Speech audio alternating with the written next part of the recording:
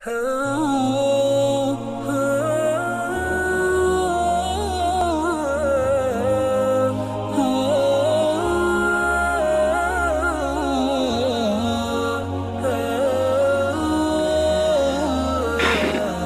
بالله من الشيطان الرجيم.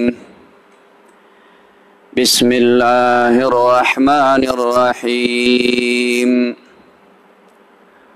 وإذ واعدنا موسى 40 ليلة ثم اتخذتم العجل من بعده وأنتم ظالمون ثم عفونا عنكم من بعد ذلك لعلكم تشكرون. دا د مخکی آیتونو نه د بنی اسرائیلو حالات او پاغي باندې د الله د طرف نه د احساناتو او انعاماتو ذکر دی. د مخکی آیتونو کې دا خبره تیر شوه چې موسی علیه السلام بنی اسرائیل د ځان سره روان کړل د شپې، دا په لکونو باندې خلکو او دریاب ته ورسېدل. دریاب کې ورته الله لار جوړه کړه وچه، دی پې پورې وتل فرعونیانو ته چې پته ولګېده نو هغوی ورپسې روان شو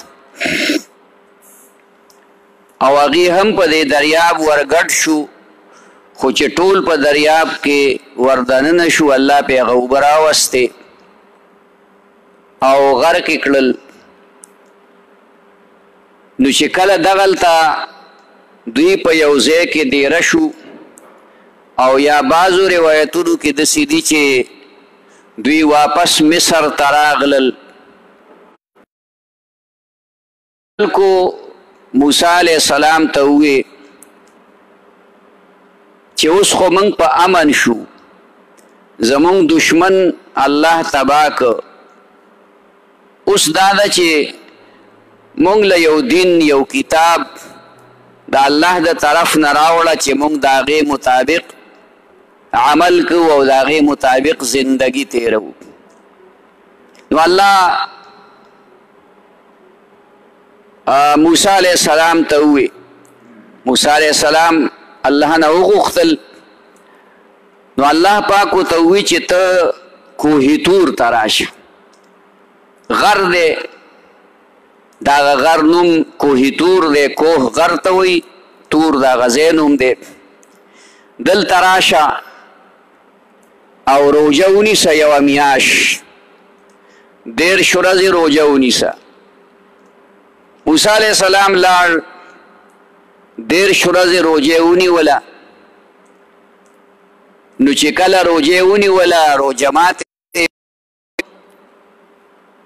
نو مسواک یې وکړو، د خولې نه هغه بوی چې کوم الله ته خوښ بوی دی د روژه ماتي د مشکو د عنبرو په شانتې الله به ته خوښ دی او په قیامت کې به د روژهدار د خولې نه د مشکو د عنبرو په شانتې خوشبویي ځي.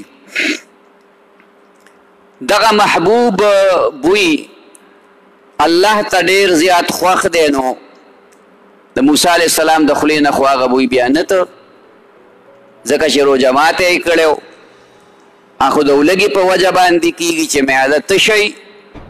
الله ورته وی 10 ورځې نورې روژې ونیسه، 40 ورځې. دې که د الله حکمت و، دا 40 ورځې پې الله تعالی په څه طریقه پوره کولې. دې عادت کې ډېر لوی خیر الله یې ښودلی دی. 40 ورځو، هر 40 ورځو کې انقلاب او تبدیلی راځي. د مور په خېټه کې بچی جوړیږي، نو په 40 ورځو کې تینا غوښه جوړه شي، که چکه وینه جوړه شي، بیا ترې غوښه جوړه شي، بیا په بل 40 کې تینا پوره بني. او چې 3 ته پوره شي لکه 4 میاشتې، نو الله پکې روح واچوي. دا انقلاب په دې 40 عدد کې الله پاک راولي. نو موسی علیہ السلام څلوېښت ورځې هغه روژه پوره کړه او بیا ورته الله کتاب ورکړ. خو دې دوران کې چې موسی علیہ السلام کوه طور ته لاړ 40 ورځې خو ډېر وخت و. په دې خلکو کې یو سړی و هغه ته سامری وي، د هغه نوم موسی و. خو دا مور پټ کړی و ځکه چې فرعونیان لګېدل او د بني اسرائیلو ماشومان هلکانې مړه کول، جنکۍ ژوندۍ پرېښودلې. نو دا خپلې مور په یو غار کې ایښودلی و. الله جل شانه جبریل علیه السلام ته ووایي چې د ده پالنه کوه. هغه به ورته یو سارانۍ چیلۍ راوستله، د هغې پی به یې خوړو. د هغه تربیت گویا د حضرت جبریل په ذریعه وشو. او دا موسی علیه السلام دا مور صندوق کې واچو چې پیدا شو او دریاب ته وغورځو. الله تعالی کې دا چولی دا غ دریاب نه نهر تلو د فرعون کور ته. نو دا صندوق التلاړ نوکران ونیو چې وینیو کولاوي که خسته ښکلی ماشوم پکې پروت. پیغمبر هر پیغمبر انتهایی حسین و جمیل وي. او الله ته وی القیت علیک محبة مني، تا باندې ما د خپل طرفه یو مینه اچولی چې چا به درته کتل کېدې. نو فرعون وی چې دا مړ کوم. د فرعون بیبي وه مسلمانه وه، آسیه بیبي. وی چې دا خو ماشوم دی د خدای بنده، مونږ به پرورش وکړو، بچي مو نشته، دا به ځان له په زوی ونیسو. هغه په زوی ځان له ونیو. نو د موسی علیه السلام تربیت د فرعون په کور کې وشو. عربی یو شاعر خبره کړي، موسی الذی رباه فرعون مرسلو، موسی الذی رباه جبریل کافرو. هغه موسی چې د هغه تربیت فرعون کړو هغه الله پیغمبر کو، او هغه موسی چې د هغه تربیت جبریل علیه السلام کړو کافر شو. نو دې سړي ته به سامری وي. نو دی ولګېده خلکو ته یې وی چې دا تاسو د فرعونیانو نه کوم کالي پتري راغستي دي، هغې په چا د خلکو نه کالي وغیره راغستي وو چې مونږ د خپلو کې واده دی هلته ځو. او نور خو د شپې دوی د فرعون د ظلم و ستم نه تلل تښتېدل، الله طرف نه ورته حکم شوی او هجرت یې گویا کې کو. دې ته تېښته ویل نه دي پکار، هجرت یې کو ځکه هغه سره کوم ملګري دي نو هغه مسلمانان دي. لکه څنګه چې نبي علیه السلام د مکې مکرمې نه هجرت وکړو مدینې منورې ته. نو موسی علیه السلام هجرت کو، دوی لاړل. موسی علیه السلام هلته کې ناست چله وباسي او دې سامري دې خلکو ته وی دا خو تاسو حرام کالي راولي، دا خو تاسو لپاره جایز نه، دا وغورځوئ. نو هغه خلکو وغورځول. نو دا زرګرو نو قالب یې جوړ که په دې ځمکه کې، او بیا یې دغه سره زر سپین زر ټول راواغستل. نو خو به ډېر سره زر سپین زر وو. نو هغه یې ویلي کړه په یو غټ لوښي کې او په قالب کې یې واړول. قالب چې د کوم جوړ کړی و نو هغه د سخي قالب و. بس هغه خو چې سره زر دې واچول په ځمکې په قالب کې نو بس وچ شو فورا. نو دا هغه قالب ته لر که او راویښ که سخی جوړ شوی و. ده یو چل کړی و، ده خو جبریل علیه السلام پیژنده، که لیدی نه خو پیژنده. کله چې جبریل علیه السلام د فرعون د اس نه اس په مخ کې کړه، نو د جبریل علیه السلام د دې اس په خپه کې دا اثر چې په کوم ځای کې به یې کېښود خپه، نو هغه ځای کې به زرغونه وشوه، څه واښه بوټي دا به پکې راوختل.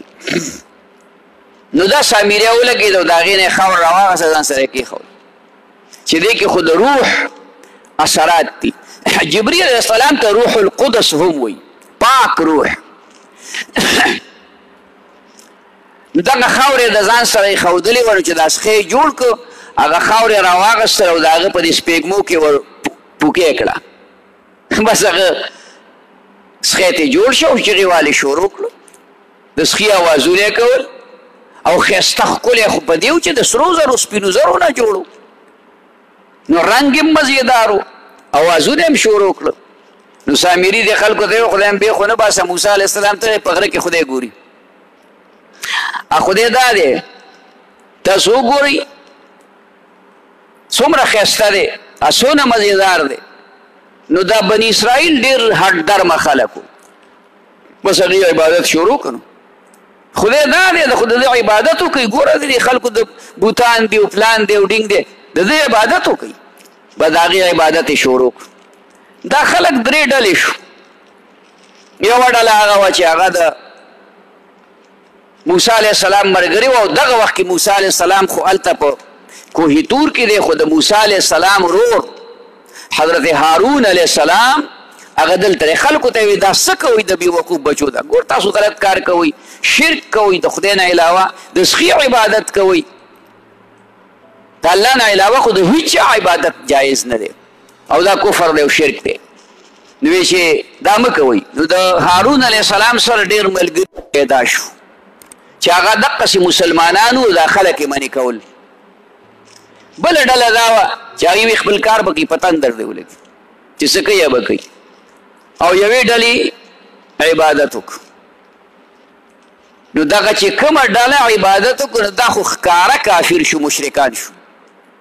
دا چا چې منې کول دی بهتر کار وکړو، دی دعوت وکړو او نهي عن المنکر یې وکړه، د بدۍ نه خلک منې کول دا یې وکړو، غاړه خپله خلاصه کړه.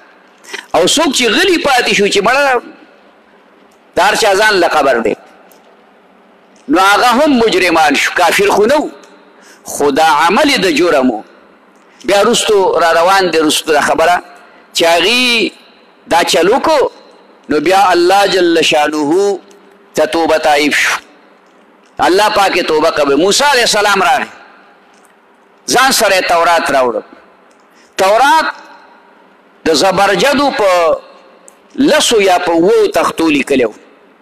زبرجد یو قیمتي کاڼی دی، او بعضې روایتونو کې راغلي د جنت د بیرې د ونې د هغې نه چې کوم دی نو تختې اوښکلې وې او په هغې باندې لیکلی و.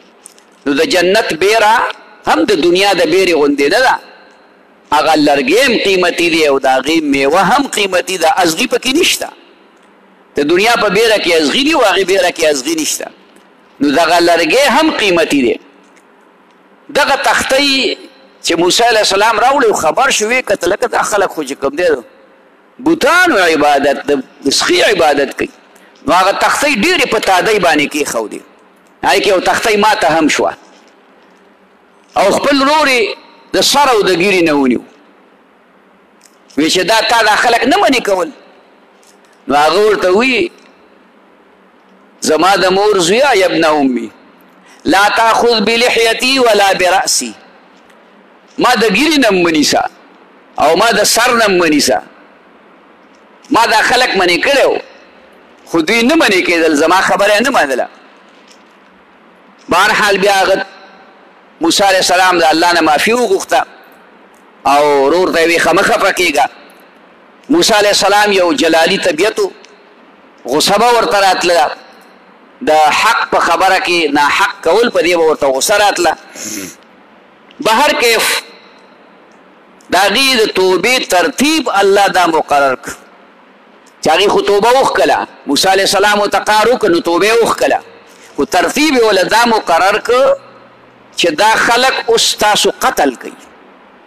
دا چا چې ورته دعوت نه دی ورکړی دوی دې ولګي، او دغه خلک دا چا چې عبادت کړی دا دې قتل کړي. لکه څنګه چې موږ په خولې باندې توبه ووایو او په لاسو خپو باندې او په زړه باندې دا عمل وکړو چې زه به دا عمل بیا نه کوم. نو سړی بې لمازه دی هلکه بیا به بالماضي نه کوم او سړی دروغ وایي بیا به دروغ نه وایم خدای توبه مې ده بیا به نه کوم الله په دې ټکي تا معاف کوي او بل طرف ته چې کومه دی د هغې توبه بغیر د قتل نه نه قبلېده نو الله پې وریځ راوسته ځکه په هغې کې څه د چا ماماګانو څه د خوریانو څه چې کوم دی ترونه و څه ورېرونه و څه وروڼه و یو ورور دې خوا و یو ورور دې خوا و نو الله پې داسې خړه وریځ راوسته چې دوی پېژني نه خو یې شروع پې وکړي نو تورې پسې راواغستې سار د مازدیګره پورې 80,000 کسان یې پکې قتل کړه توبه قبوله کړه د هغې ذکر په دې 2-3 آیتونو کې د دغې دا کوم واقعات چې درته ما ووي دا دغې مختلف وړې په یو ځل درته ما بیان د هغې وکړو وإذ وعدنا موسی هر کله چې وعده واخیستله مونږه د موسی علیه السلام نه 40 لیلة د 40 شپو ثم اتخذتم العجل بیا اونیو تاسو سخی لره په عبادت سره من بعده پس ددنه وانتم ظالمون او تاسو ظلم کوونکي وئ ظلم دلته نه مراد تینا شرک دی ان الشرک لظلم عظیم خدای قرآن کې بل ځای فرمایلی چې شرک دا ډېر لوی ظلم دی ثم عفونا عنكم بیا عفو وکړه مونږ تاسو ته من بعد ذلک پس د دې نه لعلکم تشکرون دې دپاره چې تاسو شکر ادا کړئ عفو څنګه وکړه یعنی موسی علیه السلام چې منع کړئ نو د موسی علیه السلام په وینا باندې تاسو معافي وغوښتله توبه مو وښکله نو الله معاف کړئ وإذ آتینا موسی الکتاب او هر کله چې ورکړه مونږ موسی علیه السلام ته کتاب تورات والفرقان او فرق کونکې په مابین د حق او د باطل کې لعلکم تهتدون دې دپاره چې تاسو هدایت عمومي دا کتاب هم دقې دپاره ورکړو چې تاسو پې عمل وکئ ځکه دا د حق او د باطل د کفر او د مسلمانۍ په منځ کې فرق کوونکی دی وإذ قال موسی لقومه هر کله چې ووی موسی علیه السلام قوم خپل ته یا قوم اے قوم زما انکم ظلمتم بشک تاسو ظلم وکړو انفسکم په ځانونو خپلو باتخاذکم العجل په نیولو ستاسو سخي لره په عبادت سره یعنی د سخي عبادت مو وکړو نو دا مو په ځان ظلم وکړو یعنی شرک مو وکړو فتوبو الی بارئکم نو توبه وباسئ خالق خپل ته الله پاک پروردگار ته توبه وباسئ نو توبه څنګه ده فقتلوا انفسکم نو قتل کوي ځانونه خپل څنګه لکه ځان په خپله ځان نه مراد دا دی چې دا کومو کسانو د سخي عبادت نه دی کړی دا به ولګي او چا چې عبادت کړی هغه به قتل کی نو هغې کې ټول د یو بل خپلوان دي رونه دي د چا پلار دی د چا زوی دی د چا زوی شرک کړی د چا پلار شرک کړی د چا تره شرک کړی دی د چا رور شرک کړی دی نو هغه قتل کی دا داسې شوه لکه ځان قتلول ذلکم خیر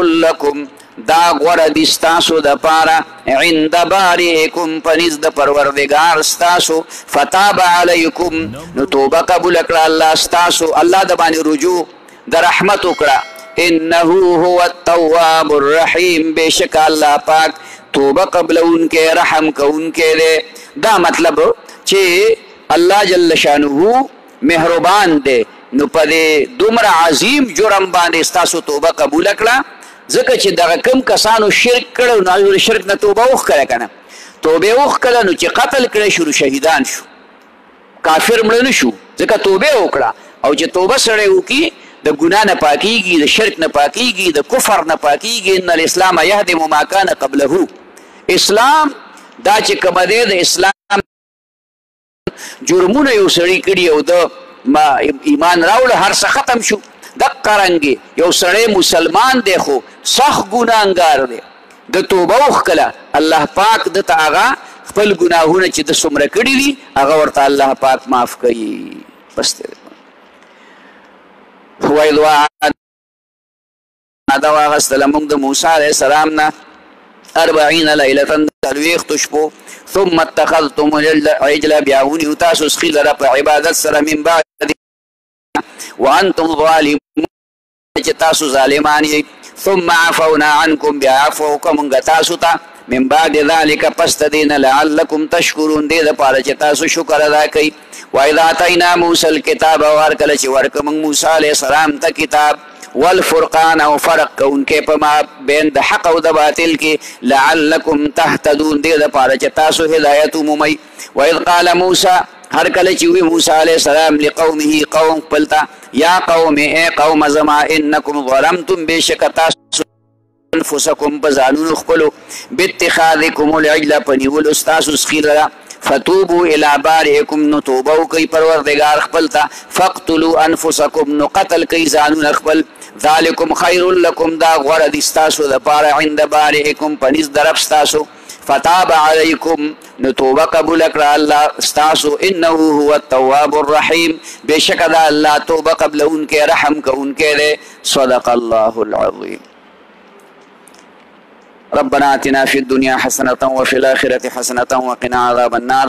اللهم أحسن عاقبتنا في الأمور كلها وأجرنا من خزي الدنيا وعذاب الآخرة. وصلى الله تعالى على خير خلقه محمد وعلى آله وأصحابه أجمعين آمين يا رب العالمين.